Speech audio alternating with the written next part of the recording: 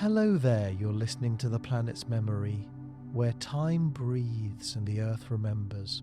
Close your eyes and let the last hard edges of your day soften. Let your shoulders fall, let your jaw unclench.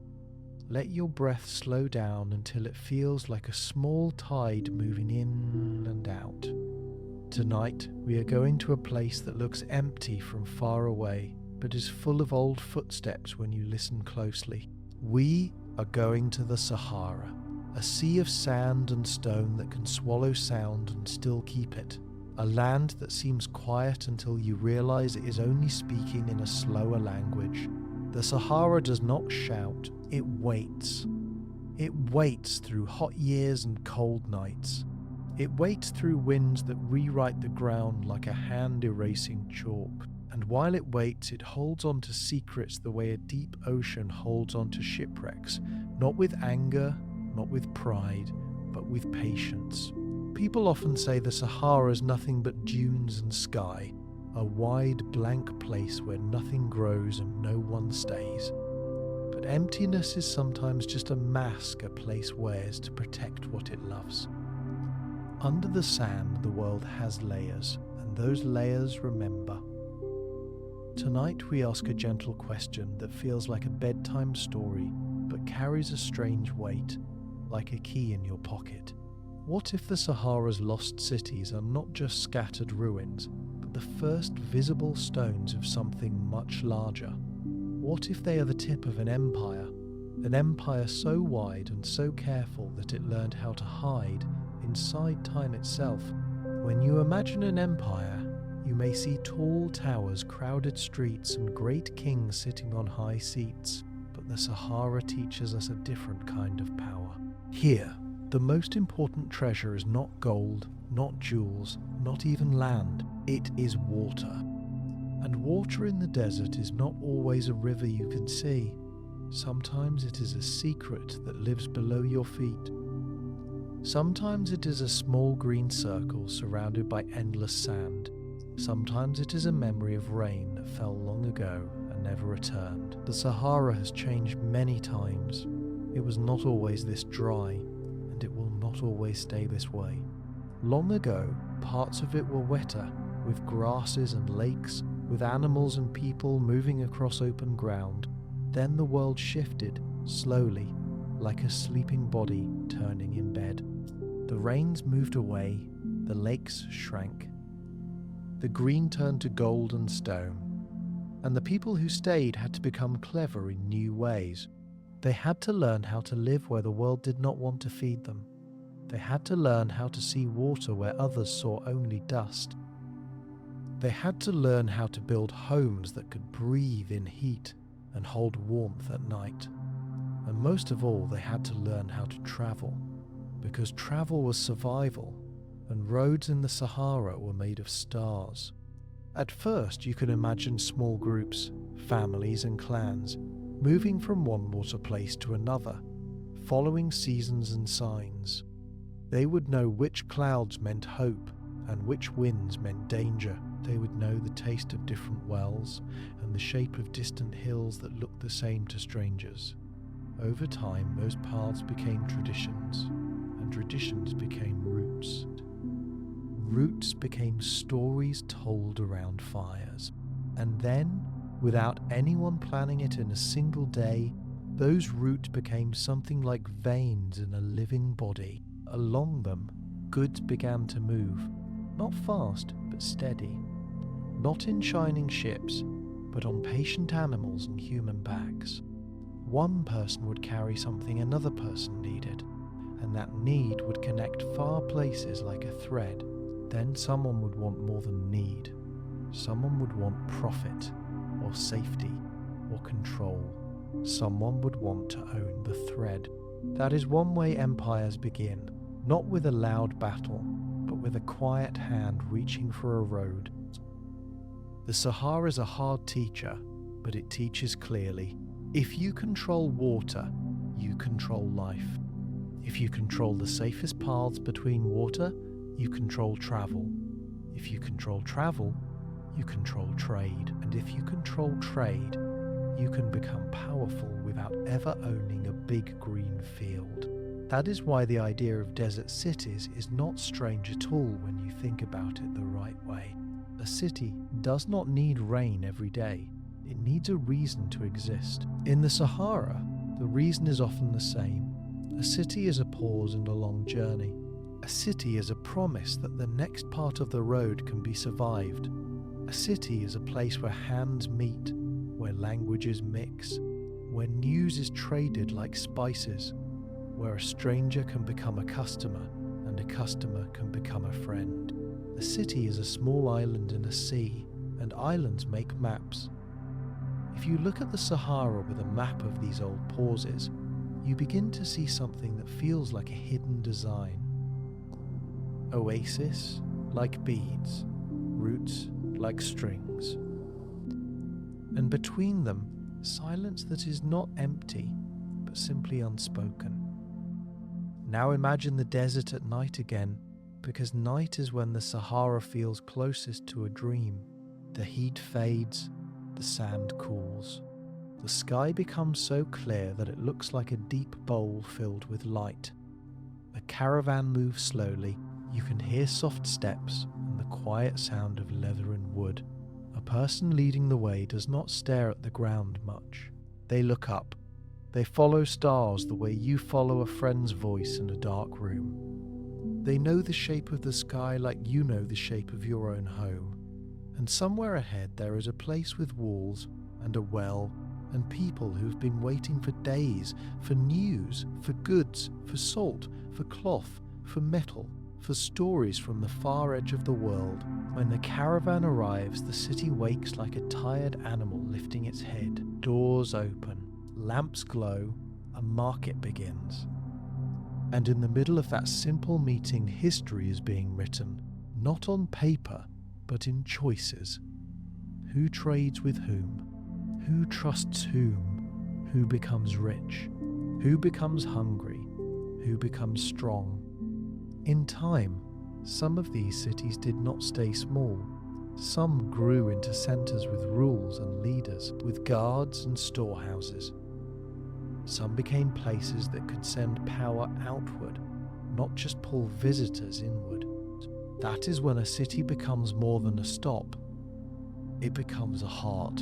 And once a heart begins to beat, it can build an empire around itself. The empire we are going to explore tonight is not only one name, not only one flag, not only one king. It is a wider idea, a network of desert strength that rose and fell across many generations. It is the possibility that when we find one ruined wall half buried in sand, we are not seeing a lonely outpost. We are seeing a fingertip of a larger hand, a hand that once held the Sahara the way a calm person holds a map, knowing every route, every water place, every danger, every deal. So let your mind drift into that image. Not a dead desert, but a sleeping one. Not an empty land, but a sealed room. Not ruins as endings, but ruins as hints. Tonight, as you rest, we will move slowly, like a caravan that never rushes. We will listen for the soft clues hidden in stone. We will follow the quiet logic of water, trade, and memory. We will meet people who learn to live with sand as their neighbour, and we will see how their strength shaped distant places they may never have visited, because trade can carry influence farther than any army. And as we go, we will keep returning to one gentle, haunting thought. What if the Sahara's lost cities are just the tip of an empire? Before we talk about lost cities, it helps to remember that deserts are not born as deserts forever. A desert is a moment in the life of a land. It can be a very long moment, long enough to feel like forever to us, but still only a chapter in the planet's larger story. Long ago, there were times when parts of the Sahara had more water, the sky gave more rain, the ground held more plants. Lakes appeared where today there is only dust. In those times, people did not have to fight the land as hard to live. They could spread out, they could hunt and fish and keep animals. They could paint stories on rock and leave marks that still remained, like messages in a bottle pressed into stone. Those ancient pictures show animals that do not live in the desert today, and they show humans moving in groups living close to water. They tell us without words that this place has changed and that the people who lived here changed with it. Then the world began to dry. Not all at once, not in a single terrible year, but slowly, like a song fading. Water pulled back, grasslands broke apart, lakes shrank into smaller lakes, and smaller lakes became salt flats, and salt flats became bare ground. The people who lived here had a choice. Some left, following water toward the edges, toward the rivers and coasts. Others stayed and learned. And learning in a changing land is not only about tools. It is about thinking. It is about choosing where to walk, when to move, what to carry, what to leave behind. It is about watching the land with care, the way you watch a child who might be sick, noticing small signs that tell you what is coming. As the Sahara dried, the places where water still remained became even more important. Oases became like small worlds. In an oasis, you can grow plants, you can keep animals, you can rest, you can gather, you can trade. The oasis becomes a meeting place between travelers and those who stayed. It becomes a place where information arrives and where dangers can be warned about. It becomes a place where strangers can be welcomed and where strangers can be watched. In the desert, hospitality and caution often live side by side. A thirsty traveler might be saved by a cup of water, but a city that gives water must also protect itself, because water attracts not only friends, but also people who want to take. When you think about the beginning of desert cities, you can imagine an oasis that starts with a few families. They build simple shelters. They dig and tend a well. They plant a small garden. Travelers stop there because it is safe. The families trade with travelers. Over time, the families have more goods. They can build better homes. More people arrive because safety attracts people in hard lands. Soon there is a cluster of buildings. Soon there is a market day. Soon there are people who choose to live by organizing, by guarding, by making rules. And the oasis becomes a town. But the Sahara makes towns think bigger. A town in the desert cannot live only for itself. It must be connected. It must be part of a chain. If one link breaks, the route becomes dangerous. If the route becomes dangerous, trade slows. If trade slows, the town grows poor. So desert towns learn the value of alliances. They learn to share news. They learn to guide caravans. They learn to offer protection in exchange for payment or loyalty. And slowly, a simple idea appears, an idea that grows stronger with every season. The desert can be ruled not by owning every grain of sand, but by owning the pattern of movement across it. This is where the feeling of a hidden empire begins. Not a single palace, but a system. Not one city alone, but many cities tied together by need. If you control the best wells, and the safest roads, and the strongest resting places, you can shape the flow of goods and people. You can make some routes rich and others poor. You can reward friends and punish enemies without ever fighting a large battle, simply by opening a path or closing it. In a place where survival depends on movement, control of movement becomes a kind of magic. And once a network exists, it can grow into something that feels almost alive. It can have borders that shift like sand. It can have rulers who rise and fall. It can have times of peace when caravans move like steady breath, and times of fear when routes go quiet and towns lock their gates. It can have golden ages when markets glow with lamps and laughter, and it can have dark ages when wells run low and the wind carries only empty sound. The Sahara does not judge these changes. It simply watches. It remembers, and long after names fade, the shapes of walls remain half buried, waiting for someone to ask why they are there. So tonight, as you sink deeper into rest, let the Sahara become a living timeline in your mind. Not a blank page, but a long scroll. Imagine the green times, the drying times, the learning times. Imagine people becoming desert-wise, learning to read the land like a book. Imagine small oases turning into towns, and towns turning into keys. Because if lost cities exist, they did not appear from nothing. They were built by hands that had reasons, and those reasons were shaped by a land that changed slowly and demanded patience. And patience, over many generations, can build an empire that does not look like an empire until you step back far enough to see the pattern. There is a special kind of sadness in ruins, but also a special kind of calm. A ruin does not beg you to believe in it. It simply stands or lies and lets the sun pass over it each day. It lets the moon wash it with pale light at night.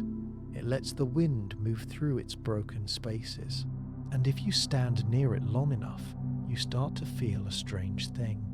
You start to feel that what is gone is not fully gone.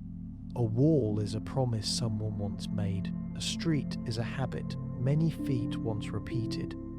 A doorway is a daily life that used to open and close. In the Sahara, ruins are often made of the same colours as the earth, so they can look like part of the landscape until you get close. Then you see the straight lines. You see the angles that nature rarely makes by accident. You see the layout of human thought pressed into stone. Some desert ruins were once capitals. Some were once forts. Some were once towns that lived only because trade needed them. And some may have been parts of systems we still do not fully understand. In the central Sahara, people have found the remains of many settlements, including places linked to a desert civilization that lived in what is now Libya, in a region that was once a crossroads of routes. This civilization is known by a name that feels like a whisper from the past. They built towns and farms in an unlikely place. They found ways to bring water to crops. They used the desert's hidden gifts, and they made a life that lasted a long time. When you first hear about such a civilization, you might imagine they were small and fragile, always close to failing. But the evidence suggests something stronger.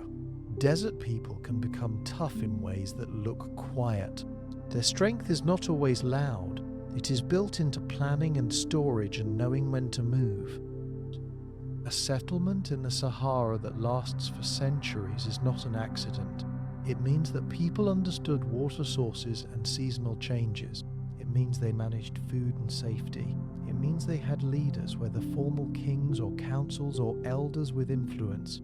It means they had a way to handle conflict, because where resources are scarce, conflict is always close. And it means they had connections, because no desert city survives without trade. Trade changes everything.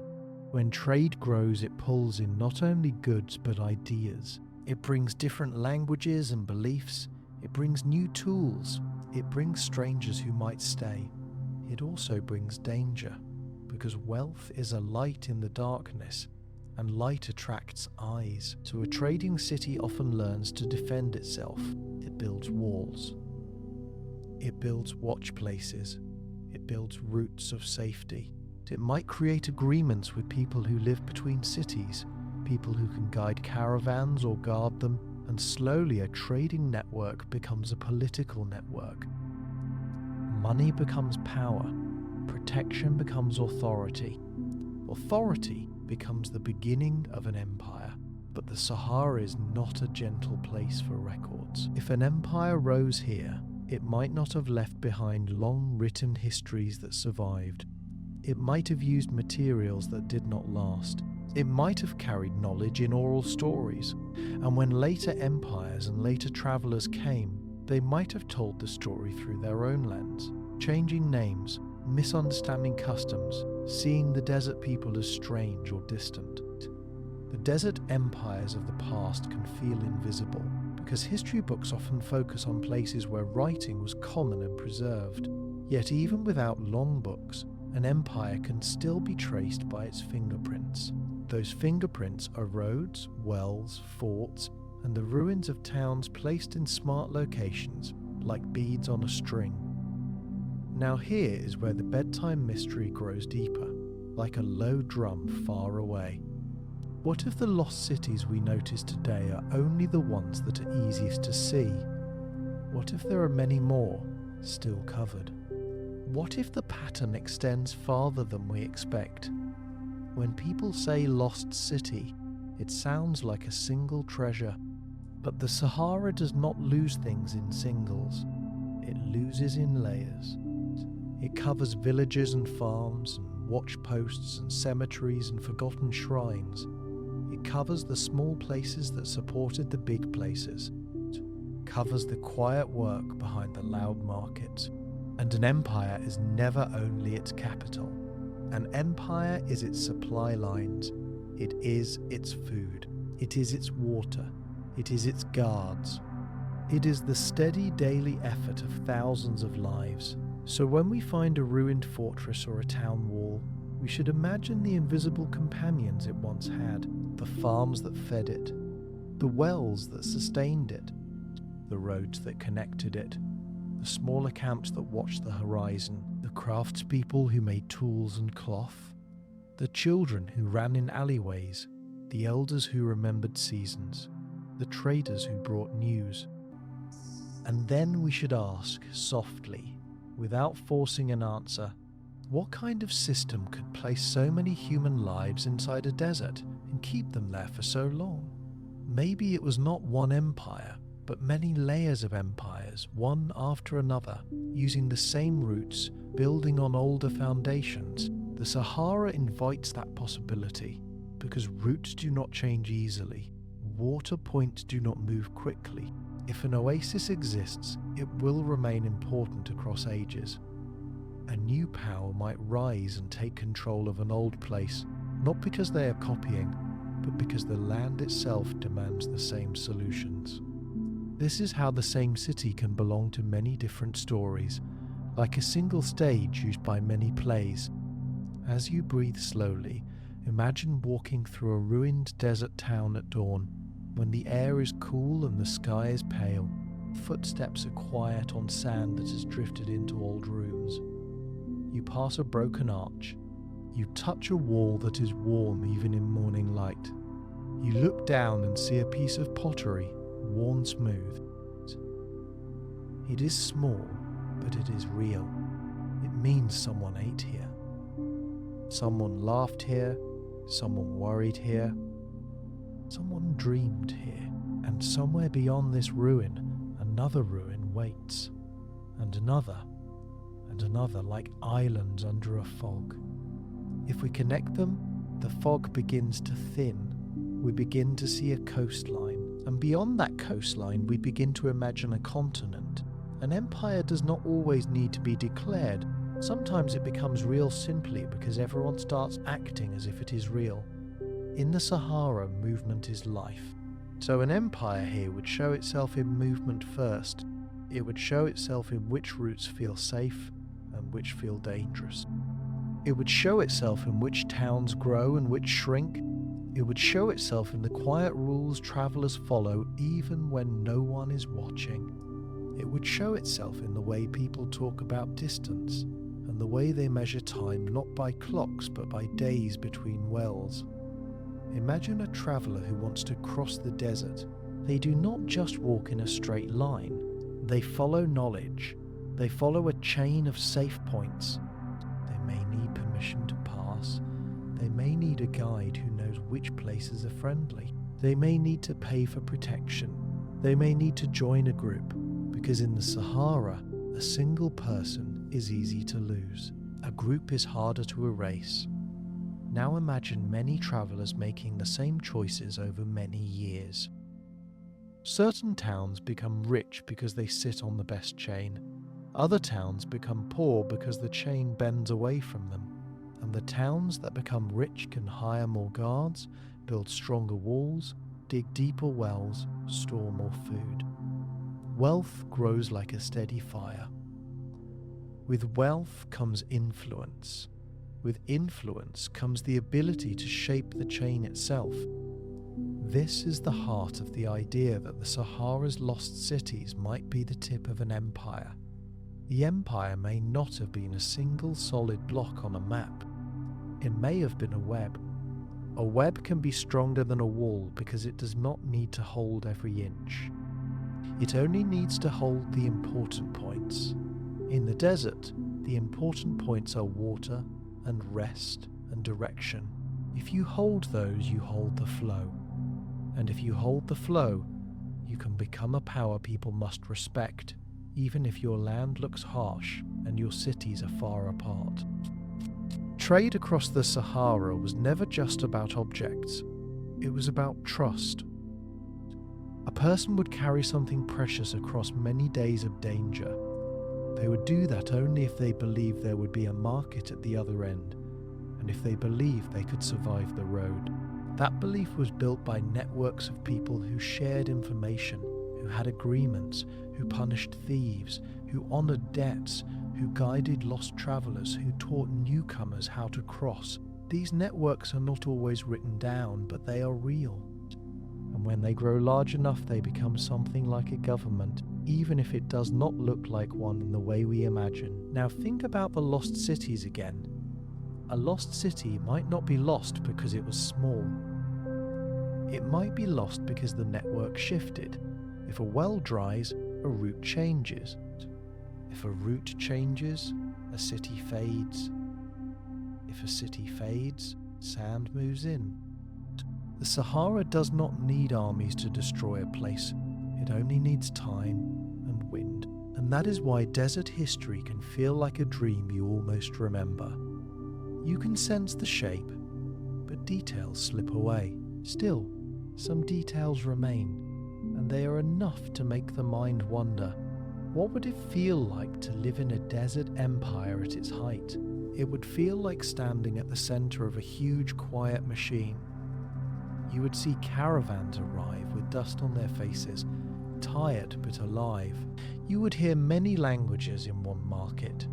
You would smell animals and smoke and spices. You would hear coins or trade goods exchanged. You would watch guards at gates, not only to stop enemies, but to manage order. You would see wells protected like sacred places. You would see stored goods stacked in cool rooms. You would see scribes or record keepers, maybe not always writing on paper, but keeping track in whatever way their culture used. You would see leaders making decisions, deciding who can pass, who must wait, who must pay, who must be helped. You would feel pride because in the desert, survival is an achievement, and a thriving city is a miracle people build with their own hands. And what would it feel like when the empire begins to weaken? It might not feel like a sudden fall. It might feel like a slow thinning. Fewer caravans arrive, the market is quieter, people argue more because resources feel tighter. Some families leave, hoping for better luck elsewhere. Guards are paid late, repairs are delayed, a wall cracks and no one fixes it right away. Then, a season of bad luck arrives, a dry stretch, a conflict on a route, a new power rising elsewhere that pulls trade away. The desert does not rush the end. It lets the end come like dusk, gentle, steady, and unstoppable. This is why lost cities can be so haunting. They do not look like battlefields. They look like places everyone simply walked away from, leaving behind the outline of their lives. And when you see several such places across a wide land, you begin to sense that they were connected, like rooms in a house. If so, then each ruin is not only a story of one town, it is a window into a wider system, maybe an empire built not only on force, but on knowledge, on roots, on water, and on patience. Tonight, we will keep following this system deeper, chapter by chapter, like walking farther into a desert where the air grows quieter and the stars grow brighter. We will meet the desert's engineers of water, the builders of hidden farms, the watchers of routes, the traders who carried value across emptiness, and the moments when the web tightened into power, and we will listen for the soft question inside it all. If these cities were only the visible stones, how many stones are still buried? And if the network was so wide, what kind of empire could it have been? And why did it disappear so completely that we now call it lost? To understand how a city could live in the Sahara, you have to understand how the desert hides water, the way a person hides a letter they cannot throw away. In some places, water is trapped underground, left from older ages when the land was wetter. This water is not renewed easily. It is like an inheritance from a long-gone climate, a gift sealed below the surface. People who learn how to reach it can create life where outsiders see only death. They can dig wells, they can build channels, they can guide water through the earth so it does not vanish into heat. They can make gardens in sun, they can keep animals, they can feed caravans. And once food and water become steady, buildings follow. Think of a desert city as a careful breath. It cannot waste.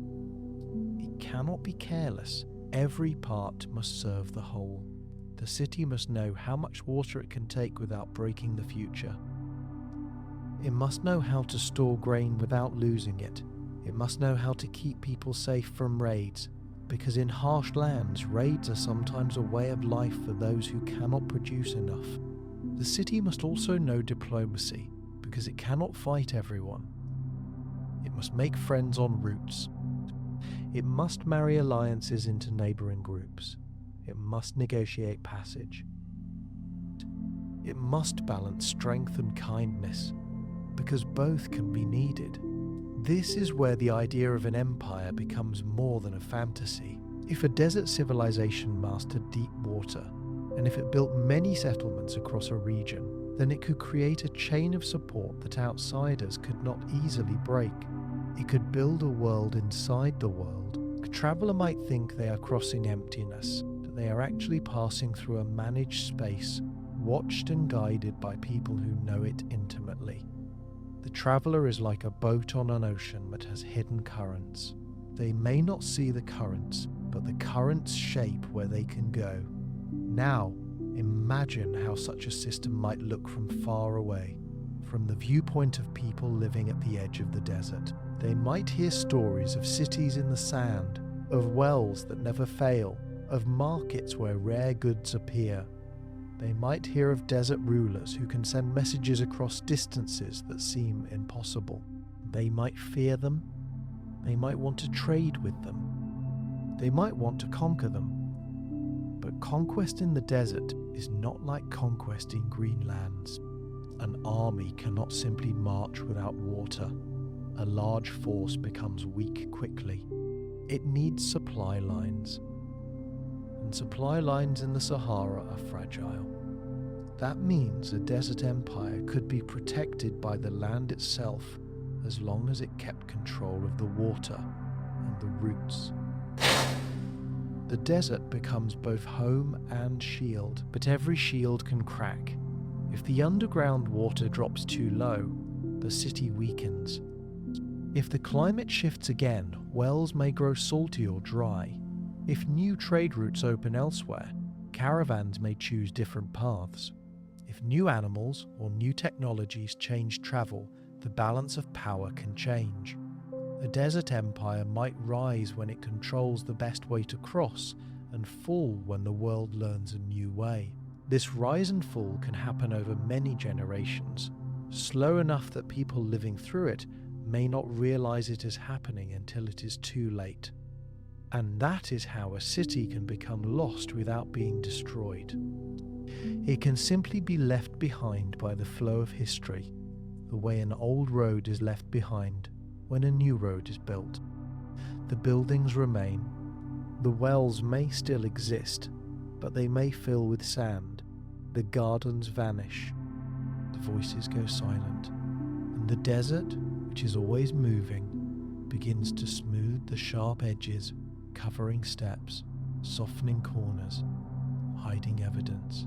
The city becomes a rumor, then the rumor becomes a legend. Then the legend becomes a question. Tonight, you do not need to solve the question. You only need to rest inside it. Let the question be gentle, like a lullaby that does not need an ending. Let the thought of hidden water and buried streets calm your mind, because in a strange way, this story is also about you. It is about how much can exist beyond what we see. It is about how the world can hold deep histories quietly. And it is about the comfort of knowing that even in the harshest places, life once found a way, built homes, built paths, built meaning, and left behind traces that still whisper to anyone willing to listen. Now as we continue, imagine that we are not standing in one place anymore. Imagine we are floating gently above the Sahara, not like a loud machine, but like a calm, drifting thought. From above, dunes look like waves frozen in gold. Rocky plateaus look like dark islands, and somewhere between them you begin to notice patterns that do not belong to nature alone. Straight lines, shapes that repeat, small clusters where the land looks disturbed in a way that feels human. Even when you cannot see a full city clearly, you can sometimes see the outline of a story. This is how many lost places begin to return to the world, not because someone stumbled over them by accident on foot, but because the wider view reveals clues. A ruin that looks like a random pile from the ground can look like a planned settlement from above. A line that looks like nothing from close up can reveal a route when seen across miles. The desert plays tricks, but it also reveals. It hides with sand, but it also keeps things dry, and dryness can preserve. That is why the Sahara is both a thief and a museum. When you start to connect the points, you begin to feel the shape of a network. You see how certain places sit at the edge of oasis. You see how forts might protect a line of travel. You see how settlements cluster in regions where water can be reached. And then the mind does what the mind always does when it meets a pattern. It imagines the whole. It imagines the missing lines. It imagines that the ruins we know are only the ones that have been found, and that many more are still asleep under sand. This is the moment when the story turns from simple history into a deeper sleep documentary mystery. Because an empire is not only what we find, it is also what we suspect when the clues suggest more. A few towns do not make an empire, but many towns connected by purpose, many forts guarding routes, many farms in unlikely places, many signs of long-term planning, that begins to feel like more than survival. That begins to feel like strategy. That begins to feel like a people who did not only endure the Sahara, but learned to shape it. And yet, even as we imagine that, we must remain gentle and calm, because the truth of the past often comes in slow pieces. The Sahara does not give up its secrets all at once. It gives one wall, one shard, one outline at a time. It asks us to be patient. It asks us to listen without forcing. So we will continue the journey the same way, slowly, softly, one chapter at a time. We will move from the idea of scattered lost cities to the possibility of a connected world beneath the dunes. We will explore how trade could be the bloodstream of such a world. We will explore how power could grow out of protection and knowledge. We will explore how faith and culture might travel the same roads as salt and gold. And we will explore how, in the end, even a strong empire can fade until it becomes a whisper. For now, let your breathing stay slow. Let your mind drift like sand in gentle wind, not chaotic, just moving where it needs to move. You are safe. You are listening. And the desert is beginning to open its long memory to us. There is a rhythm to the old Sahara, and it is not the rhythm of waves or forests, it is the rhythm of caravans. A caravan is more than a group of travellers, it is a moving community. It has its own rules, its own fears, its own small comforts. It wakes before sunrise, it rests when the heat is heavy. It moves again when the light softens. It measures distance not in miles, but in how much water remains, in how strong the animals look, in how the wind feels on the skin. A caravan carries goods, yes, but it also carries the soft threads that tie places together. It carries new songs, it carries new words, it carries news of who is rising and who is falling, it carries warnings about danger, it carries hopes of profit, it carries prayers whispered at night when the stars feel close enough to touch. Now imagine what it means for a city to sit on a caravan route. Every arrival is a chance. Every departure is a promise. The city becomes a place where the outside world enters and leaves. That means the city must be ready. It must have water stored. It must have food available. It must have places to rest. It must have markets that can handle trade fairly enough that people return. It must have protection, so travellers do not fear being robbed the moment they arrive. It must have a way to solve disputes, because trade always creates disputes. And when a city does this well, its name spreads. It becomes known. And being known in the desert is like being lit by a lamp. More caravans come. More goods pass through. More wealth gathers. The city grows. We can think of this as a kind of desert gravity. Goods want to move where paths are safe. People want to move where water is certain. Wealth wants to gather where trade is steady. And wherever wealth gathers, power follows. A powerful city can influence routes. It can send guides. It can create agreements. It can demand taxes or payments for protection. It can build outposts farther along the road to extend its reach. It can turn a simple market town into the centre of a wide system. And then once again, the idea of an empire becomes less like a dream and more like a quiet conclusion. If an empire existed beneath the Sahara story, it might not have needed giant armies marching across dunes every day. It might have used the caravan heartbeat. It might have used economics and control of movement. It might have used alliances with desert groups who knew the land better than any outsider. It might have become the invisible hand that shaped who got rich and who did not, simply by shaping the flow. This kind of empire does not leave behind one single monument that shouts its name. It leaves behind a pattern. And patterns are harder to notice when you only look at one ruin at a time. But if you look at many ruins, and if you imagine caravans like veins, you begin to see the body. Close your eyes again and picture the desert as a wide, sleeping face, calm and unreadable. Now picture, beneath that calm surface, a hidden system of life, like veins under skin. In the Sahara, a well is not just a hole in the ground. A well is a promise. A well is a small victory over the sun. A well is a reason for people to stop, to build, to stay. And when one well becomes many wells, when one oasis becomes a chain of oases, something very powerful begins to form. A leader who can protect water does not need to shout to be obeyed. People will gather around certainty. They will follow the one who can keep them alive. In a land where thirst is always nearby, protection becomes a kind of crown, and the sound of a bucket lifting water can become the sound of authority settling into place. In the deepest parts of the Sahara, some communities learned to reach water that had been sleeping under the ground for ages, water left behind by older climates.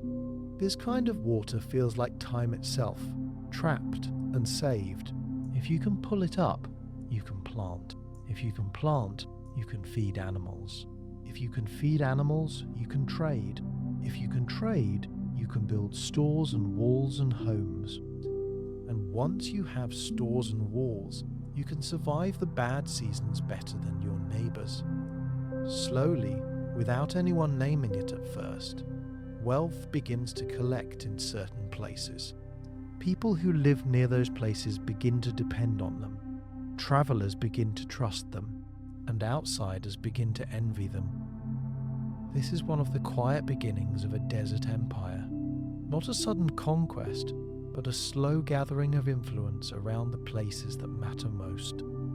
The Sahara does not reward the loudest, it rewards the most prepared. It rewards those who know where the land is kind and where it is cruel, and how to move between those moods without being broken. A settlement that can keep water flowing does not only survive, it becomes a magnet, it becomes a centre. It becomes the sort of place where decisions are made, because decisions are needed whenever many lives rely on a few resources. Now imagine the social world growing around this water. A well needs rules. Not everyone can pull as much as they want, or the water will drop too fast. Not everyone can water crops whenever they feel like it, or the system becomes chaos. People must agree on terms and shares. They must settle disputes. They must punish those who steal. They must help those who are weak, because in the desert, losing a person can weaken the whole group. So leadership in a desert city is not only about power, it is about keeping balance. It is about knowing when to be strict and when to be kind. It is about understanding that if the community breaks, the desert will not forgive easily. This is how a people can become skilled not only in survival but in organization. And organization is the true root of empire. Not just the ability to fight, but the ability to coordinate, to plan, to store, to manage, to guide, to build systems that last longer than one person's life. When we talk about lost cities in the Sahara, we are not only talking about stones, we are talking about minds that learn to think in systems. We are talking about communities that learn to behave like a single body even across distance. As your breathing slows, let this image settle gently. A town in the desert, built around water, growing into a centre of trade, then into a node in a network, then into something that feels larger than any one place. If these cities were many, and if they were connected, then the ruins we see today could truly be the tip of an empire, the part that still pokes above the sand like the top of an old shipwreck, while the larger structure lies below, unseen but real. In green places you can build for beauty first because the land feeds you.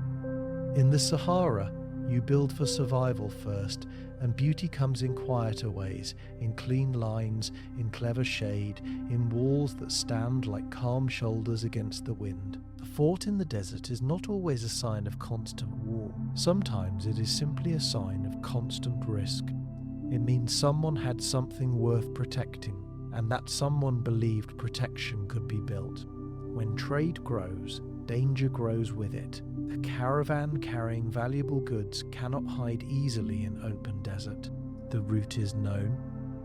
The resting places are known. And people who are hungry or desperate, or simply greedy, will learn those patterns too.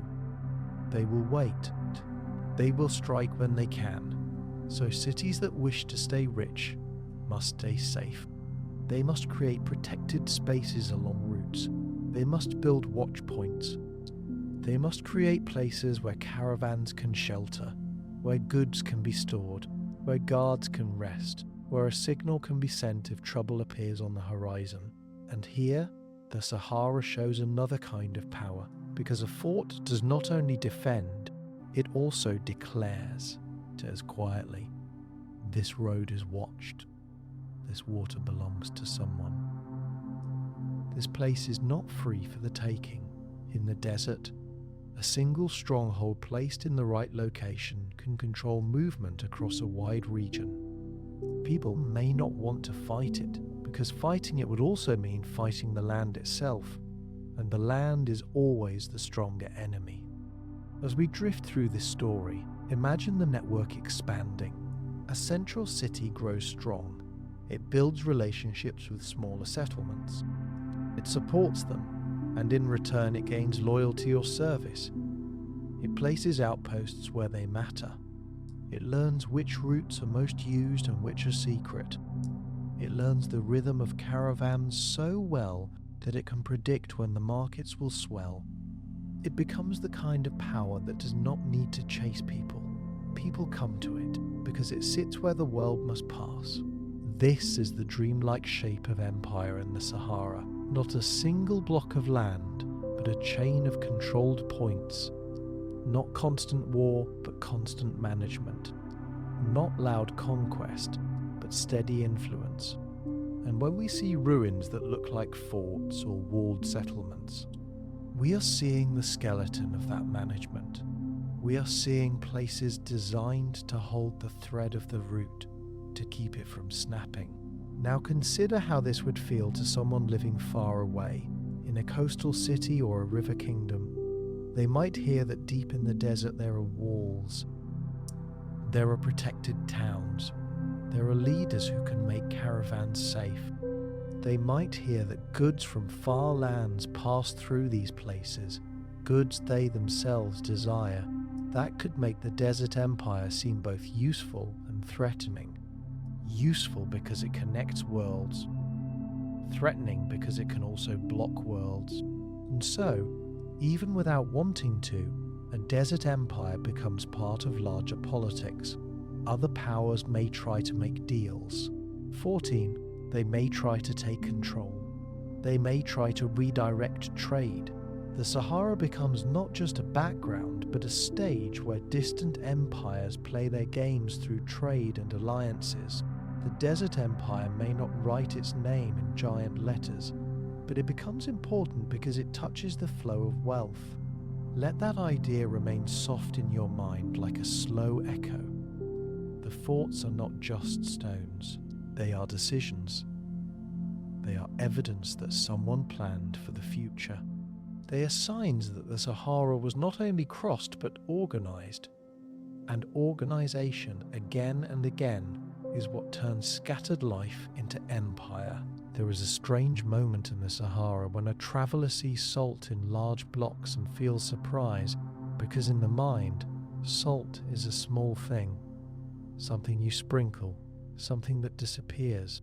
But in the desert, salt can be heavy and bright, cut from the earth like stone, carried like treasure. It is easy to forget how precious salt once was. It keeps food from spoiling. It keeps bodies healthy. It makes bland meals taste alive. In places where people sweat under sun, salt becomes even more important because the body loses it quietly and needs it back. Now imagine salt moving across the desert in long, slow caravans. Imagine blocks stacked and tied, carried with care. Imagine markets at the edge of the Sahara where salt is traded for gold. And the trade does not feel like a simple swap of objects, but like an exchange of two kinds of power. Gold is wealth and beauty.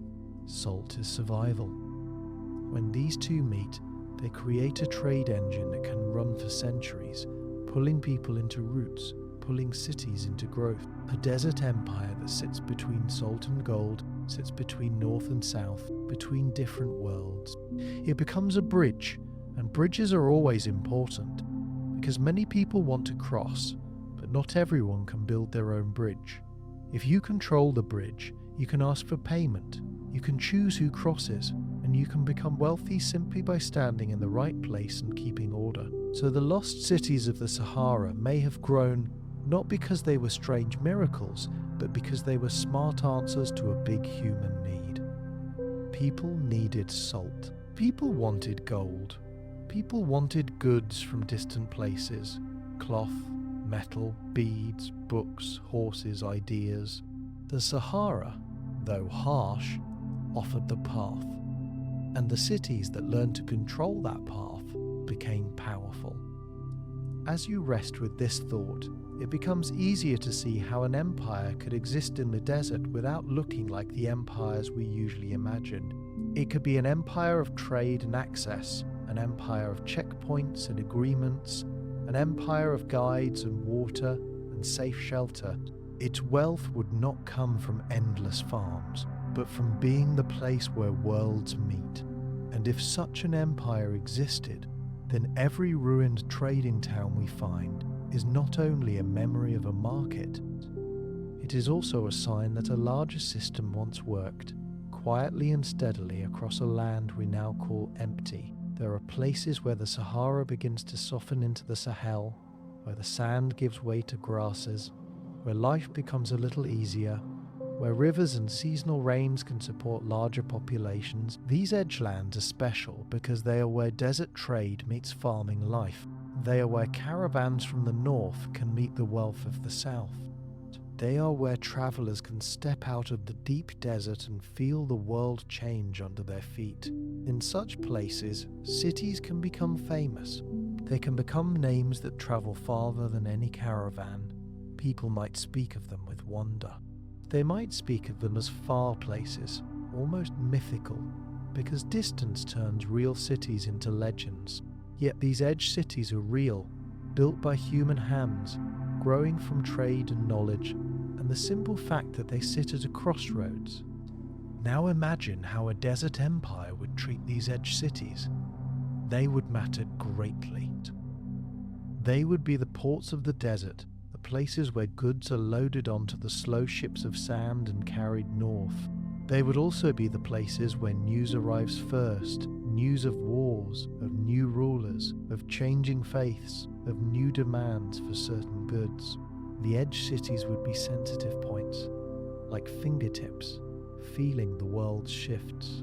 A wise desert power would watch these points carefully, and this is where the idea of the Sahara's lost cities becomes even more haunting, because some of the most important places may not be deep in the dunes. Some may be at the edges, where they can connect to larger kingdoms and empires beyond the desert. If those edge cities rise and fall with trade, then changes in the world beyond the Sahara could ripple inward, weakening or strengthening the desert network. So the Sahara story is not isolated. It is connected to Mediterranean shores, to river kingdoms, to distant markets where people used coins and wrote books, to courts where rulers cared deeply about control of trade. Even if desert people never saw those distant courts, their lives could still be shaped by them, because trade is a chain, and a chain pulls at every link when it moves. If you are half asleep now, let that thought drift through you without tension. The desert is not alone. It is part of a larger human web. Its lost cities are not just curiosities. They are proof that the world was connected long before many people imagine. They are proof that Africa's deserts were not silent voids, but active corridors of exchange. And if exchange was strong enough, if organization was tight enough, if water knowledge was deep enough, then it is not hard to imagine a hidden empire, one that lived in the spaces between more famous empires, one that grew rich without leaving huge written records, one that could vanish into sand and still leave behind enough traces to make us wonder. There is a quiet revolution that changed the Sahara's story, and it did not come as a loud invention in a single city. It came as a change in how humans moved. When the right animal, the right tool, the right method of travel becomes common, the world reshapes itself. In the Sahara, the rise of reliable, long-distance desert travel made routes more steady and trade more predictable. Predictability creates growth. Growth creates cities. Cities create power. Power seeks structure. Structure seeks control. And control, again, is the skeleton of empire. When travel becomes easier, more people try it. When more people try it, more routes are tested. When more routes are tested, the best ones become busy, and busy routes become valuable. The cities that sit on these routes become richer, and the people who can protect the route become more important. The desert, which once may have been crossed only rarely, becomes a corridor more often used, and once the corridor is used often, it is no longer just a barrier, it becomes a system. This turning point matters because it helps explain how the Sahara could host not only scattered settlements but a sustained network. It helps explain how lost cities could be many, and how their ruins might be linked by invisible lines of movement. As you rest, imagine time itself moving across the desert like a caravan. Each generation adds something, learns something, builds something, passes something on. Over many generations, small improvements become big transformations. A deeper well here, a safer route there, a stronger alliance. A better way to store water, a new market partnership, tradition of guiding. A rule for sharing, none of these is dramatic alone, but together, over long time, they can create an empire that feels like it grew naturally out of the land, as if the Sahara itself shaped humans into its caretakers. In every empire, even one that hides in dunes, the story always returns to people. Not only to roads and walls and trade, but to a child who wakes up in a small room and hears the world breathing outside.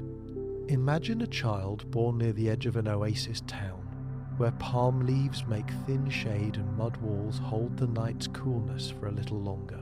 The child does not know the word empire. The child only knows the taste of warm bread, the sound of water in a bucket, the scratch of sand against skin, and the way elders speak softly when they talk about the road. In this town, the road is not just a path.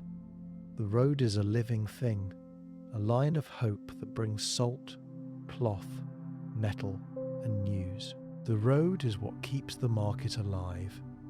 The road is what keeps strangers arriving and leaving like birds that never fully land. The child grows in a world where adults look at the horizon often. They look not because they are bored, but because the horizon is a door. When the door opens, it can bring wealth. It can also bring danger. So from early life, the child learns two emotions at once, wonder and caution. The child sees caravans arrive and feels excitement, because caravans mean new faces, new colours, and small gifts sometimes shared with children. But the child also sees the guards stand straighter when strangers arrive, and sees mothers count their water more carefully when the market grows crowded. In the desert, even joy must learn to be careful. As the child grows older, small tasks appear. At first, the child carries messages. Then the child helps with animals, learning how to calm them, how to read their moods, how to keep them from wasting energy. Later, the child helps with water, learning which wells taste sweet and which taste sharp, learning that water can change with season and depth. The child begins to understand the town's hidden rules. Who gets water first in a dry week? Who settles an argument at the market? Who speaks for the town when a caravan leader wants special prices? The child may not call it politics, but it is politics. It is the quiet building of authority that does not come from a crown at first, but from trust earned day after day. One night, when the child is old enough to sit near the adults, the elders tell a story. They speak of a time when the desert was calmer, when trade was thicker, when routes felt safe like well-lit halls. They speak of towns farther away, sister towns, outposts, forts, places where the same people's language is spoken with small changes, like the same song sung in different voices. The child listens and feels something inside, a pull toward distance. In the desert, distance is not empty. Distance is possibility. The child begins to dream not only of staying safe, but of understanding the whole web, the way a spider understands its own threads.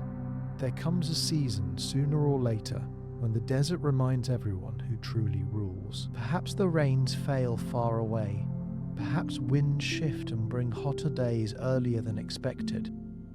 Perhaps a well that has always been reliable begins to drop. The water bucket comes up lighter, and the sound it makes is different. People hear that sound and feel fear even if they do not say it aloud. The market grows quieter. People argue faster. Someone hides extra grain. Someone complains that another family is taking more water than they should. These are not signs of evil. They are signs of stress. When the desert tightens its grip, people become smaller inside, more protective, more quick to suspect. For the child, now closer to adulthood, this is the first real turning point. The child has grown up hearing that the town is strong, that the well is deep, that their route is important. But now the child watches strength bend. The elders meet more often. The guards patrol with more seriousness. Caravans become fewer, because caravans do not like uncertainty. A caravan leader will choose another route if they hear that water is low in a certain town.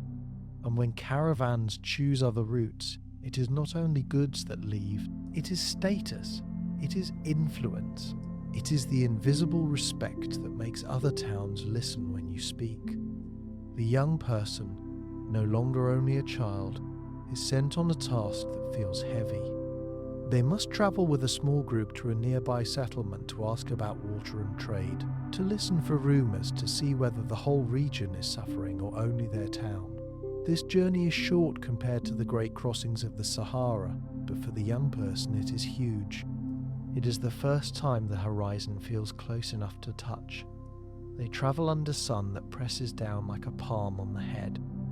They travel with mouths dry and eyes narrowed against glare. They reach the nearby settlement and see the same worried faces, the same careful counting of water, the same quiet fear hiding behind polite words. But they also learn something important. They learn that in hard times, information becomes a form of water. The town that knows first can prepare first. The town that prepares first can survive longer. And the town that survives longer can become the place others depend on. The young person returns home with more than news. They return with a new understanding. The desert is not only a place of suffering, it is also a place where smart planning can turn danger into advantage. That night, the young person listens again to elders, and this time they do not only listen, they speak, they suggest a plan. They suggest sharing water rules more clearly, guarding the well more carefully, sending messages to allied settlements, asking caravans to bring certain goods that could help store water or preserve food. The elders, tired and cautious, might resist at first, but in the desert, good ideas matter more than pride. Slowly, the young person's voice begins to carry weight. Not because they demand it, but because the moment demands someone who can see beyond fear. As seasons pass, the young person begins to build a map in their mind. Not a paper map, not one drawn with ink, but a living map made of memory and pattern. They remember which settlement has a strong well. They remember which clan controls which stretch of route. They remember where bandits were last seen.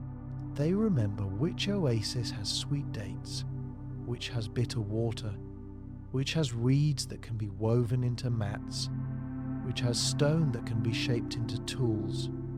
This mental map becomes their secret power. Many people can survive one journey, few can hold the whole network in their head and understand how it breathes. The young person starts traveling more, sometimes with caravans, sometimes with messengers, sometimes with guards. They learn the language of trade, which is the language of calm bargaining and hidden meaning. They learn how to read faces, how to hear what is not said, how to know when a caravan leader is desperate and when they are strong. They learn that kindness can be a tool, but it must be real kindness, because false kindness is smelled quickly in hard lands. They also learn that strength must be shown sometimes, not with cruelty, but with clear boundaries, because the desert does not protect those who cannot protect themselves. In one distant settlement, they see a wall half collapsed, and they hear that the settlement used to be bigger. The people there speak of an older time when their market was busy, when their well was high. Now, their young people leave for other towns. Their elders stare into the distance, as if trying to remember what the world used to sound like. The young traveller feels a cold thought. This could happen to their own town too. Any town can fade. Any town can become a ruin. The Sahara is full of reminders. This fear does not break them. It sharpens them. They return home with a stronger desire to hold the network together. They begin to see the empire, even if no one calls it that yet. They see that the Sahara's power is not one city, it is connection. If connection breaks, everything breaks into lonely pieces that the desert can swallow easily. Leadership in the desert often rises like dawn, slow and soft, not sudden like lightning. One day, people notice that the young traveller is always present when problems are solved. They notice that disputes calm down when this person speaks. They notice that caravans trust this person's promises. They notice that nearby settlements ask for their opinion. The elders begin to lean on them, first as a helper, then as a partner, then as someone who carries decisions even when the elders sleep. A moment comes when the town faces a serious threat. Perhaps a rival group wants to take control of the well. Perhaps a powerful outsider wants to demand unfair taxes. Perhaps bandits grow bold and begin attacking caravans near the town, scaring trade away. The town must respond, not only with fear, but with strategy. This is where the leader's turning point becomes real. They gather guards, they speak with allied groups, they send messages along the route. They offer protection to caravans in exchange for loyalty, and they make that protection real, not just words. They may organize patrols, not as a show, but as a steady presence that makes danger less comfortable. In the end, the threat does not fully vanish, because threats rarely vanish in harsh lands. But the town holds, caravans return, the well remains protected, the market breathes again. People remember who helped them survive, and memory is how leadership becomes permanent. Soon, other towns begin to look toward this rising center. They want safety. They want stable trade. They want help during dry seasons. The leader, now more confident, offers agreements. They offer shared protection. They offer fair rules for caravans passing through multiple settlements. They do not need to conquer. They only need to become necessary. In the Sahara, necessity is the strongest chain. This is how an empire can form without a single grand announcement. A network of dependence grows. Some settlements become like satellites, turning around the central power because it keeps them alive. The central power gains wealth. With wealth, it can build more forts, dig more wells, hire more guards, store more grain. With those resources, it becomes even more reliable. The cycle strengthens itself. Now imagine the desert web at its height, when routes are busy and resting places are full. Goods move in steady streams. Salt travels from deep desert places toward greener lands. Gold and other riches move northward. Cloth, metal, fine objects and new ideas move southward. The market in the central city becomes a place where people from far directions stand close together, each carrying their own worlds inside them. The air is filled with languages, with bargaining, with laughter that hides worry, because even in the richest market, the desert is always one bad season away. The leader, now a ruler in all but name, understands that trade is not only money, it is stability. If the caravans trust your routes, they will return. If they return, your people will eat. If your people eat, they will support you. and if your people support you, you can keep the roots safe. It is a circle, like breathing. So the ruler invests in the web, they repair wells, and they maintain outposts. They settle disputes quickly, so trade does not slow.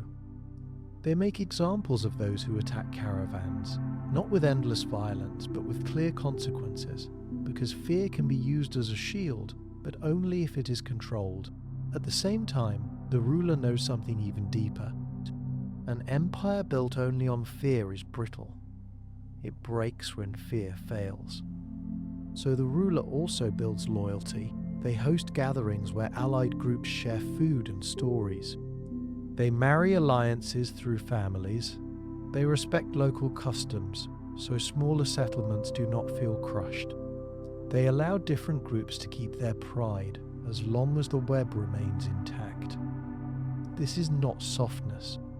It is intelligence. It is understanding that the desert already presses hard. A wise ruler does not press harder than needed, and because of this, the web holds. The Sahara, for a time, becomes not just a dangerous crossing, but a managed corridor. People begin to speak of these routes as if they belong to a known order. Travelers plan their journeys with more confidence. Merchants risk bigger loads. Markets grow. The empire's influence spreads quietly beyond the dunes because goods and ideas always carry the name of the road that delivered them. But every system that pulls from deep hidden water carries a hidden danger.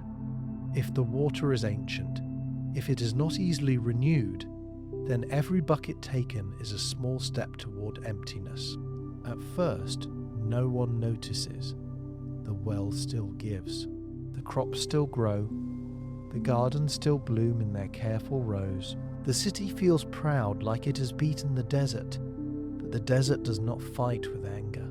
It fights with time. The ruler, now older, begins to sense a change. It is not dramatic. It is small. A well takes a little longer to refill.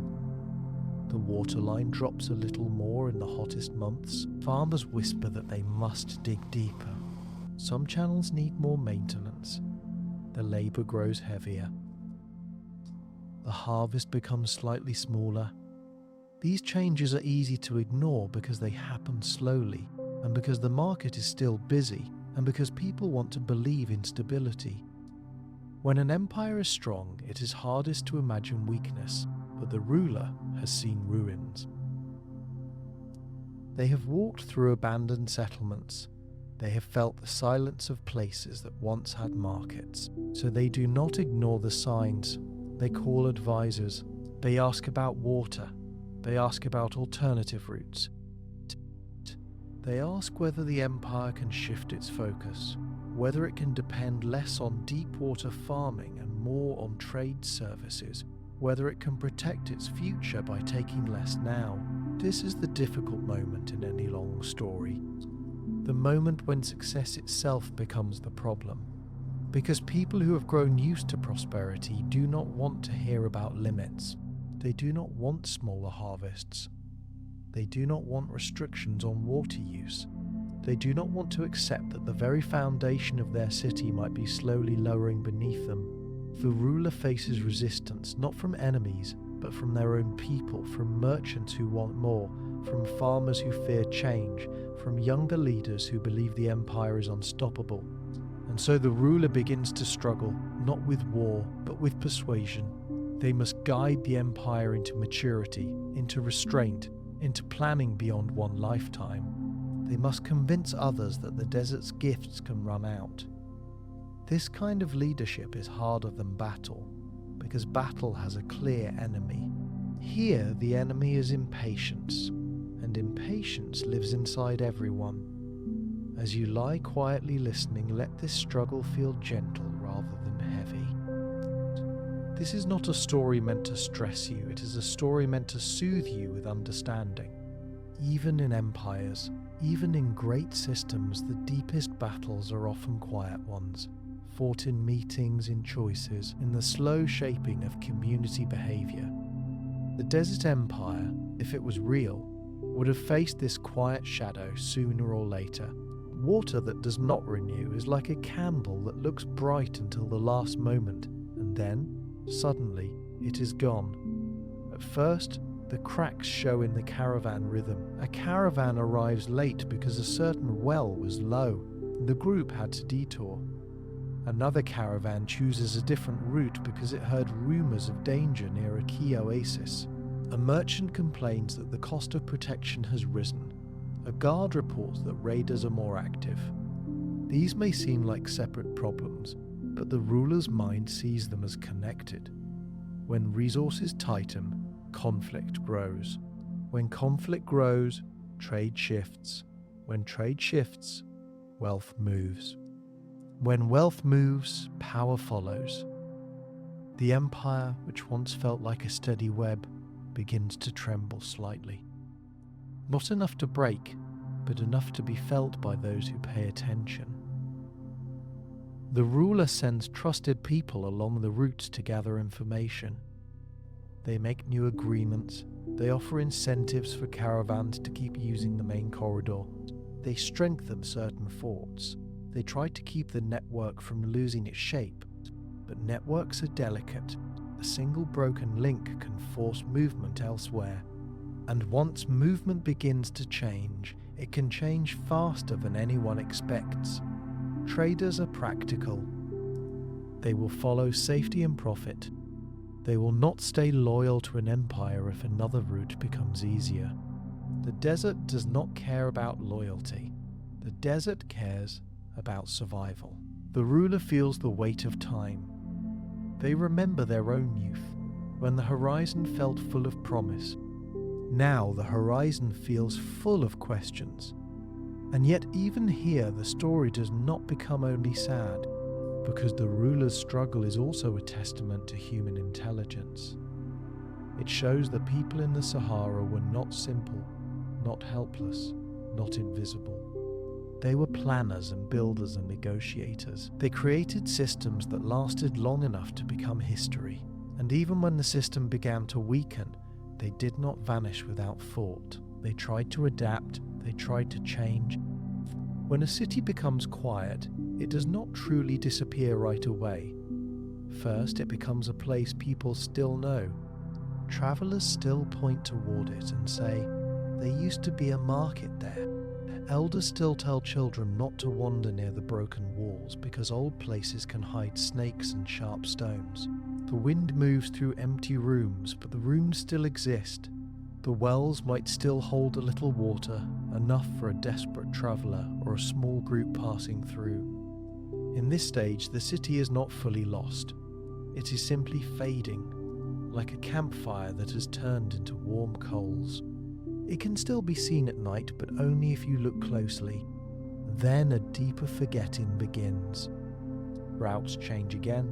New resting places become normal. Younger travellers do not learn the old stops because they have no need. The old city becomes less useful, and usefulness is the strongest reason a place stays in the human mind. Without usefulness, memory becomes a luxury. And in hard lands, luxuries are the first things to be set down. The city becomes a rumour, and rumours shift with every telling. Some people say the city was rich beyond belief. Some say it was cursed. Some say it was built by giants. Some say it was built by people who knew secrets of water that no one knows anymore. The truth and the fantasy begin to blend, not because people are trying to lie, but because when facts fade, the mind fills gaps with feeling. In the Sahara, dust is patient. It does not fall like snow in a single night. It drifts, it slides, it gathers in corners and doorways. It slowly climbs walls like a quiet tide. A street becomes shallow, then disappears under a soft blanket. A courtyard becomes a small dune. A roof collapses and becomes part of the ground. Each year, the city becomes more like the desert, until one day a traveller passes nearby and does not notice it at all. The city becomes a shape inside the land, a hidden outline, as if the Sahara has learned how to keep it the way a person keeps a secret in their chest. This is where the phrase lost city becomes true, not because the city has flown away, but because the thread of knowledge that leads to it has snapped. And once that thread is snapped, the only way back is through chance, or through careful searching, or through the desert deciding to reveal a corner of stone after a strong wind. The Sahara can hide a city as easily as the sea can hide a ship, but like the sea, it can also sometimes uncover what it has covered, as if it is breathing in and breathing out, showing the world a glimpse and then taking it away again. Even when one network fades, the Sahara does not become meaningless. Movement continues because humans continue. New groups rise. New leaders form alliances. New trade corridors become popular. The goods may change, the languages may shift, the customs may evolve, but the desert remains a place that people must cross. And so it remains a place where people build systems to cross it. The old empire may not survive as a single power, but it survives as an idea, a lesson written into the land.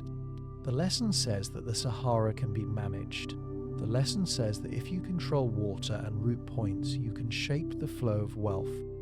The lesson says that cities can live in the desert, but they must be humble before time.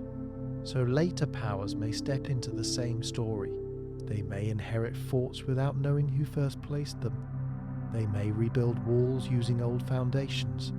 They may dig near old wells and find old channels and feel surprised as if they have found the work of ancestors whose names are gone. In this way, the Sahara becomes layered.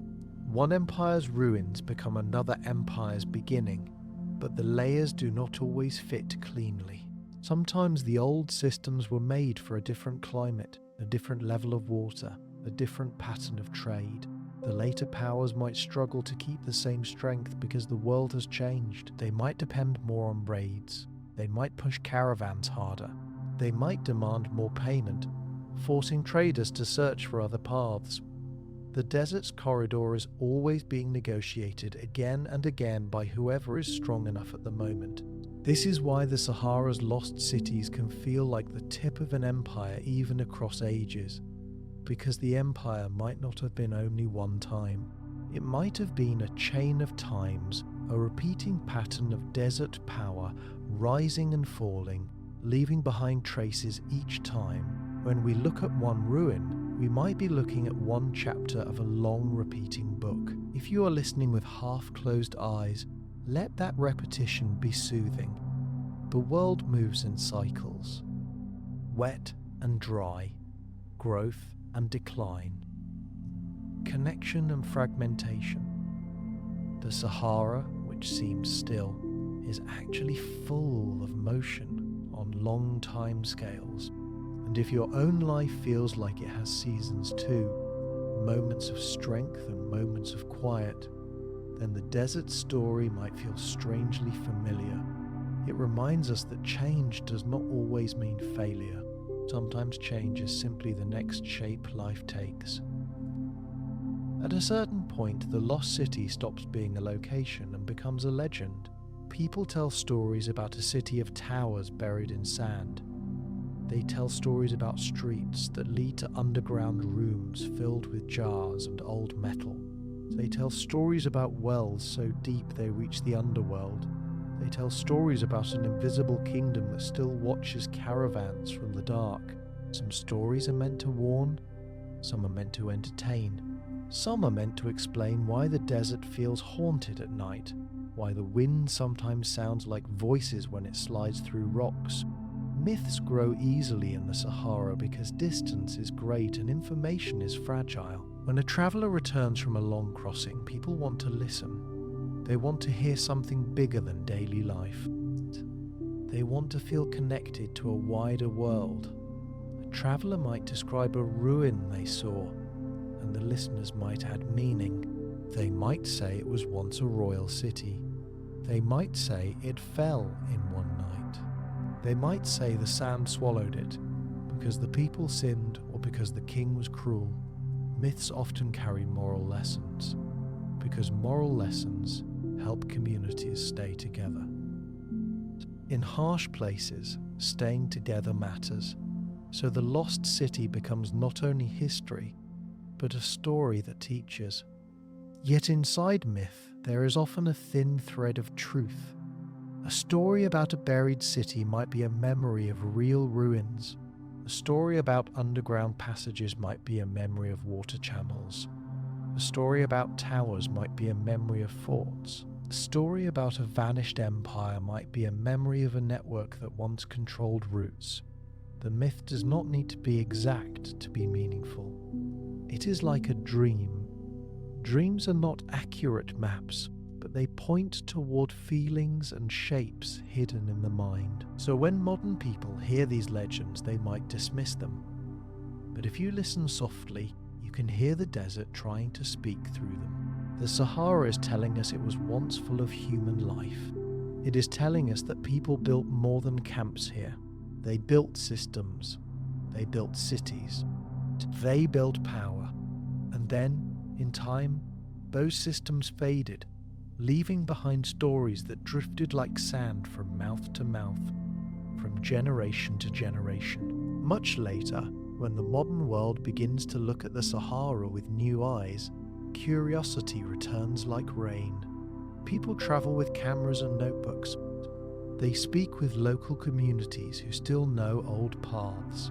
They study old maps drawn by travelers long ago.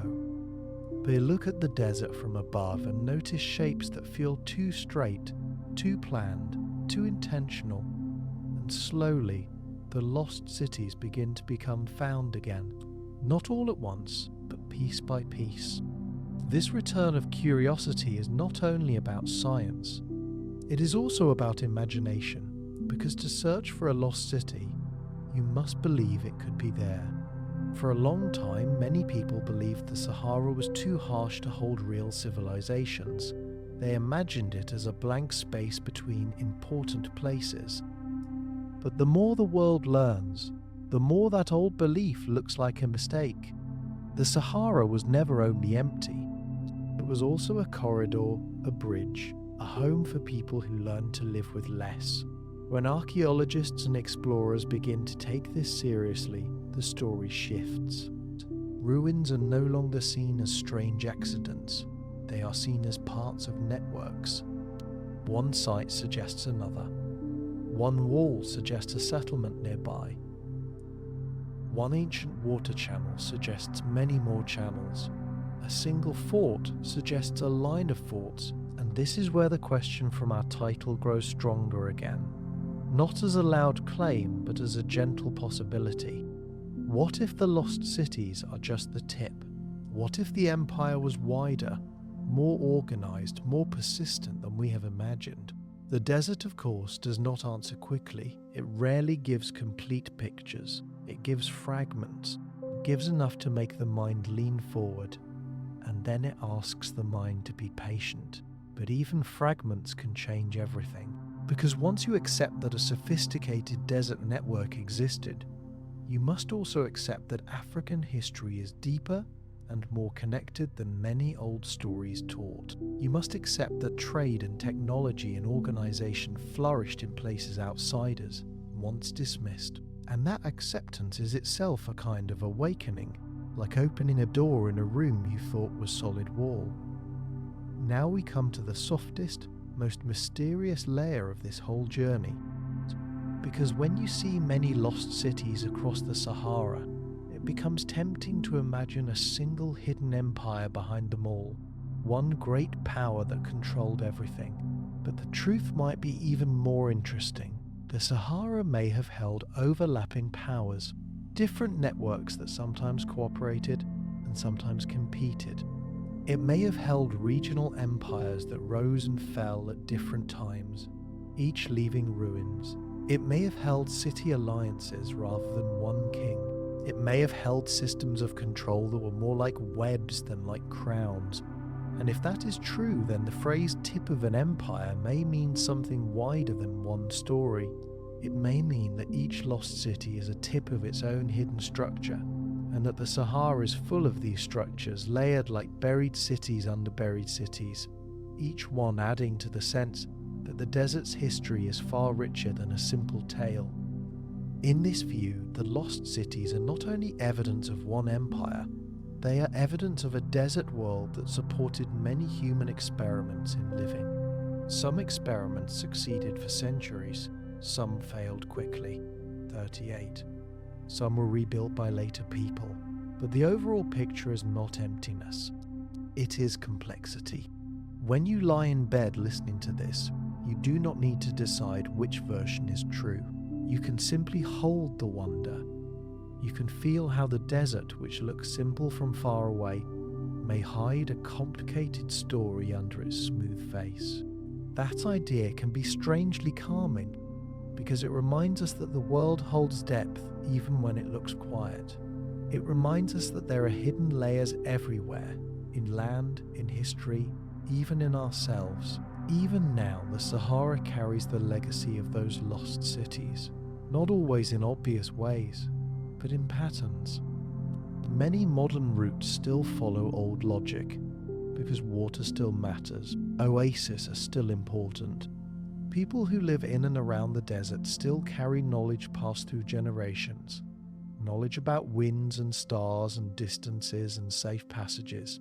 The desert still demands patience, and it still rewards those who listen. The ruins themselves also continue to shape the human mind. They remind us that civilization is not only skyscrapers and crowded streets. Civilization can also be quiet networks across harsh lands. It can be irrigation channels hidden underground. It can be agreements between distant communities. It can be the simple act of keeping trade moving through a place that tries to stop movement. And perhaps most importantly, the lost cities remind us that history is not finished being discovered. The past is not fully known. There are still pages of the planet's memory sealed under sand. That does not need to make you restless. It can make you peaceful, because it means the world is larger than our worries. It means time is vast, and your moment is just one soft breath in a long story. Close your eyes and let the Sahara become quiet again, not as a place on a map, but as a feeling, wide and slow. When an empire fades in the desert, it does not vanish like smoke. It lingers like warmth in stone after sunset. Even when the cities become ruins, the habits they created can remain in the world for a very long time. Roots do not disappear simply because one ruler is gone. People still need to cross. People still need to trade. People still need salt and grain and cloth and stories. So the old corridors continue, sometimes in the same shape, sometimes shifted, but always guided by the same truth that water and safety decide where humans can go. Think of the desert empire's influence as a shadow that stretches far beyond the dunes. The shadow touches the edge towns where desert meets grassland. It touches river markets where boats move in slow lines. It touches northern coasts where merchants watch the sea and still want goods from the south. It touches the minds of travellers who carry memories of safe wells and fair gates. In this way, the Sahara's hidden empire becomes a quiet teacher. It teaches that distance can be managed. It teaches that harsh places can be organised. It teaches that trade can build power without needing endless farmland. And because these lessons are useful, they are reused like tools passed from hand to hand through generations. Now let your mind drift through this idea gently. A later trader, born long after the old desert ruler died, still benefits from the paths that ruler protected. The later town, built on the bones of an older town, still sits where it sits because the old empire already proved that this was the right place to stop. A later agreement between groups still follows old patterns because old patterns keep people alive. Even when names change, the desert's logic stays the same. There is a kind of library that does not sit on shelves. It sits in the minds of people who live close to difficult land. Desert knowledge is like that. It is held in stories and sayings, in remembered directions, in family habits, in the way elders teach the young when not to walk and when not to travel. When an empire falls, stone buildings can crumble, but spoken knowledge can travel. It can move with families who leave a fading city, but it can move with guides who join new caravans. It can move with merchants who resettle in a different market. It can even move with songs, because songs are easier to remember than long instructions, and in many cultures songs carry maps hidden inside rhythm. So the empire's greatest legacy may not be its forts or its walls. It may be its understanding of the Sahara as a living system. The old empire would have learned where the ground holds water. It would have learned the safest lines between oases. It would have learned how to read the wind, the sky, the subtle signs of trouble. It would have learned which groups can be trusted in which regions, and how trust is maintained with respect and fairness. These things are not easy to carve into stone, but they are easy to pass on from one careful person to another. If you imagine a family leaving a weakening city, you can also imagine the father or mother telling the children softly as they walk where the next water is, which stars to watch, how to save strength, how to treat strangers with a balance of kindness and caution. Those children carry the empire's wisdom forward, even if they never use the word empire. They carry the planet's memory in their own bodies. As the old desert network broke into fragments, certain places became more important than ever, not as final destinations, but as doors. These are the edge cities and oasis towns that survived because they could adapt. They might shrink, then grow again under a new pattern of trade. They might change rulers. They might change language. They might change religion, but the land beneath them stayed useful, and usefulness is the one thing the desert respects. A door is not a home. A door is a passage. Many Sahara settlements, after the old empire's decline, may have lived as doors like this, places where travelers do not settle for life, but where they must still pass. These places develop a different personality. They become skilled at welcoming and moving people along. They become skilled at exchange. They become places where the outside world is always present, always arriving and leaving, like tide. This matters because it means the Sahara never truly closes. Even when one empire disappears, the corridor stays open in some form, and because it stays open, the memory of the old system never completely dies. It is reborn in new arrangements, the same way an old riverbed can carry water again when rains return. Trade carries more than goods. It carries ways of thinking, it carries prayers and laws and stories. It carries the idea of how to build a market and how to settle disputes. It carries the idea of writing things down or keeping records. It carries the idea of distant lands and distant possibilities. When the Sahara's routes became busy, they would have acted like long hallways connecting separate rooms of the world. And once rooms are connected, they begin to share air. Even after the old empire fades, those hallways remain. Ideas continue to move. A travelling scholar can cross where the old caravans crossed. A new faith can follow the same chain of water. A new style of building can appear in an oasis town because a traveller admired it somewhere else. A new way of measuring time or counting value can spread because merchants need shared understanding to trade fairly.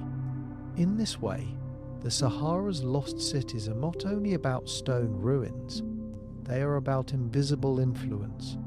They are about how a desert corridor helped shape the wider world by letting people and ideas move across distances that once seemed impossible. And that influence can last longer than any war because it changes people, and people carry change forward. There is a strange trick the Sahara plays on the modern mind. Because it looks so empty now, people imagine it was always empty. Because it looks so still, people imagine it was always still. But deserts can be like closed eyes. A closed eye looks like nothing is happening, but behind it, dreams are moving. In the Sahara, behind the stillness, there are old tracks buried under sand, old gardens turned to dust, old courtyards filled with silence, old networks of human effort hidden like bones. When modern travellers stand on a dune and see only dunes, they might think there is no story here, but the story is simply quiet. It is sleeping under layers. And sometimes a windstorm peels back a little layer and shows a corner of wall, a line of stone, a hint of something planned. The desert does not reveal everything, because if it did, it would no longer be the desert. Its nature is to cover and uncover in cycles, to hide and then briefly show, like a hand lifting a veil for a second. This false calm is part of why the question in our title feels so powerful. What if the lost cities we notice are only the ones that the desert has chosen to show us so far? What if the rest remain sealed, not destroyed, simply sleeping? Now imagine the modern seeker, not loud, not rushing, but careful, moving through the Sahara with respect. This person might be a local guide, carrying family knowledge of routes. This person might be a researcher, looking for patterns rather than treasure. This person might be a traveller who simply wants to understand. The seeker does not try to conquer the Sahara, they try to listen. They watch the shape of the land and ask why certain ruins appear where they do. They ask what kind of life could have been supported here. They ask where water might have been, where gardens might have grown, where animals might have been kept, where caravans might have rested. The seeker begins to see the Sahara not as a blank space, but as a puzzle with missing pieces. A single ruin is one piece, another ruin far away is another piece. A dry riverbed might be a clue, an oasis might be a clue. Old stories told by local communities might be clues. And slowly, the seeker's mind starts to draw lines. Not lines of certainty, but lines of possibility. The lines connect, and the idea of a larger system becomes harder to ignore. In a sense, the modern seeker becomes part of the same story the old empire lived, because the old empire was also made by seekers, people who searched for water, searched for safe routes, searched for ways to connect to distant places. The seeker's tools may be different, but the spirit is similar. It is the spirit of looking at a harsh land and refusing to believe it is only empty. Now let the story become softer and more personal, because bedtime documentaries are not only about facts, they are also about feelings. An empire rising in the Sahara and then fading is a mirror for many things in human life. We all build something. We build friendships. We build routines. We build homes. We build dreams. Sometimes what we build grows strong and we feel proud. Then time changes things. Resources shift. People move. Circumstances change. And what we built must adapt or fade. The Sahara's empire teaches that building is brave, even if nothing lasts forever. It teaches that creating order in a hard world is meaningful, even if the world eventually reshapes that order. It teaches that success can carry a hidden cost, like drawing too deeply from ancient water. It teaches that wisdom is not only expanding, but knowing when to slow down, when to protect the future, when to accept limits. And it teaches something gentle too. It teaches that even when a city becomes a ruin, the lives that lived there were real and their effort mattered. Their laughter mattered. Their love mattered. Their work mattered. The desert did not erase the meaning, it only covered the evidence. So here we return again, like a calm tide returning to shore, to the central question that has been floating through our story from the beginning. What if the Sahara's lost cities are just the tip of an empire? What if each ruin we find is not a lonely accident, but a signpost? What if the true map is bigger than any one discovery? What if there were many more settlements, farms, forts and corridors than we have yet pieced together? What if the Sahara, which seems silent, is actually one of the planet's great hidden archives of human organization and resilience? The beauty of this question is that it does not demand that you fight for an answer tonight. It invites you to wonder. It invites you to see the desert differently. It invites you to imagine that the earth still holds secrets, and that those secrets are not always frightening. Sometimes they are comforting because they remind us how strong humans can be, how clever, how patient, how able to build life even at the edge of survival. Now let the day in our story end the way a caravan day ends, slowly, with rest. Imagine the sun lowering, the heat easing, the animals settling, the people gathering close. Imagine the quiet sound of sand shifting underfoot. Imagine the sky opening into deep blue and then into black, filling with stars.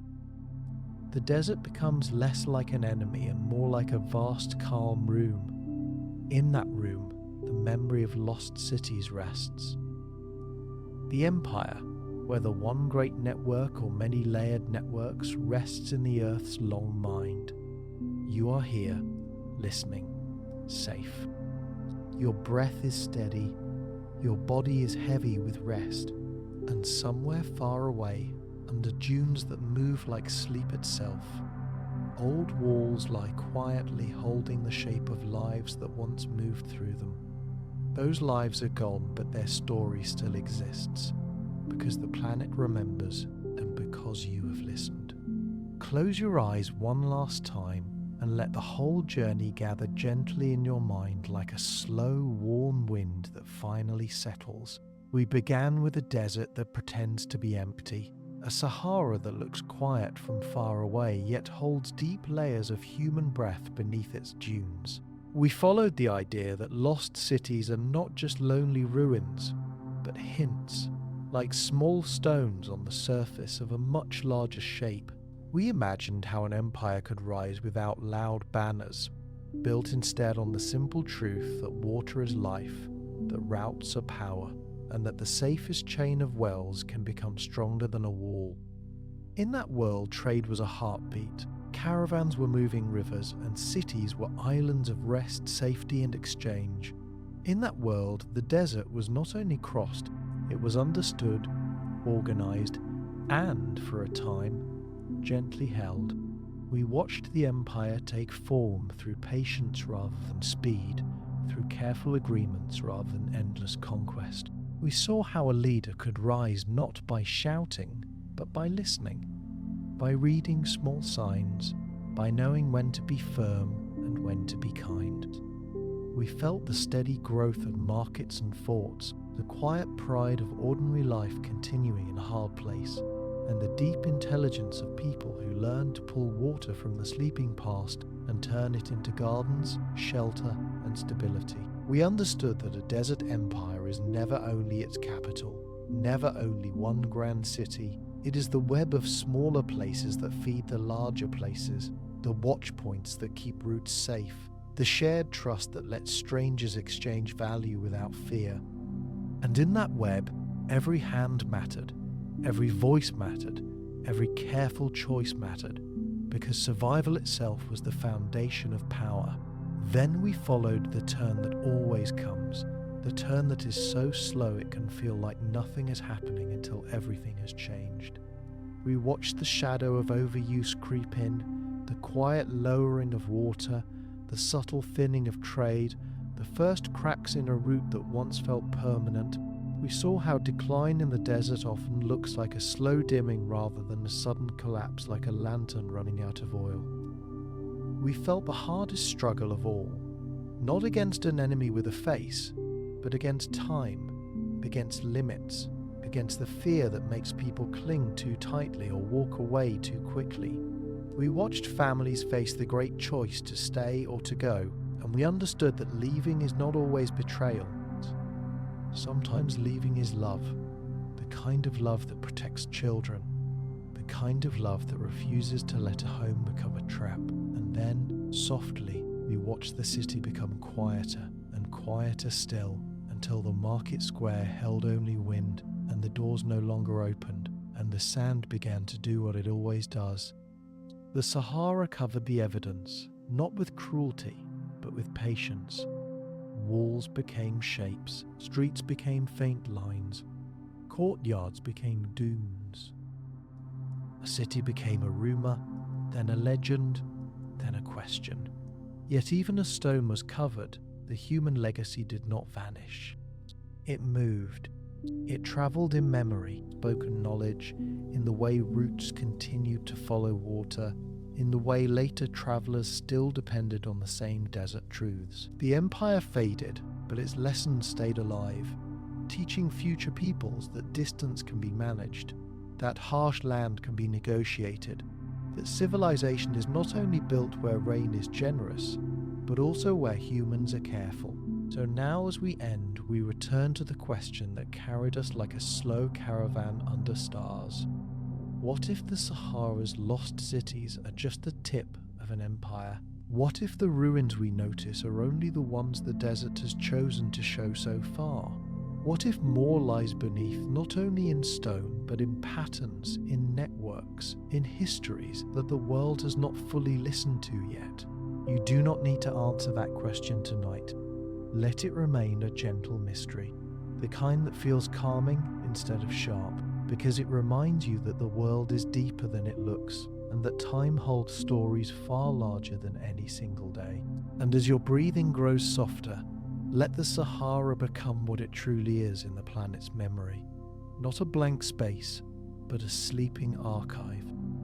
Not a void, but a quiet corridor where human effort once moved like steady water through sand.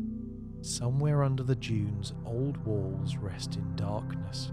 Somewhere under the stars, old roots still whisper their shape, and somewhere inside you, the feeling of this long journey can settle into peace.